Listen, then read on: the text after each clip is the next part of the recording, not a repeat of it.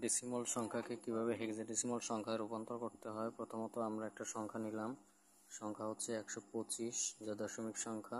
এটাকে হেক্সাডেসিমালে রূপান্তর করতে হবে। প্রথমত হেক্সাডেসিমালের বেস 16 থেকে 125 ভাগ করব। ভাগ করলে এটার ভিতরে যায় 7 বার, আর অবশিষ্ট থাকে হচ্ছে গিয়া অবশিষ্ট থাকে হচ্ছে 125 আর 112, 3, 13। 13-র জন্য আমরা জানি যে a এর জন্য a is equal to 10, b is equal to 11, c is equal to 12, d is equal to 30। তাহলে যে এক্সট্রাটা থাকে, এক্সট্রা হচ্ছে এখানে d। 13-র জন্য 13টা বিয়োগফল এখান থেকে রয়েছে, সেটা আমি d এখানে দিয়ে দিলাম। পরবর্তীতে আবার 16 দিয়ে এটারে ভাগ করতে হবে।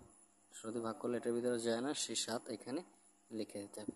তাহলে এটার সংখ্যা হচ্ছে যে তাহলে 125, সেটার হেক্সাডেসিমাল সংখ্যা হবে 7D।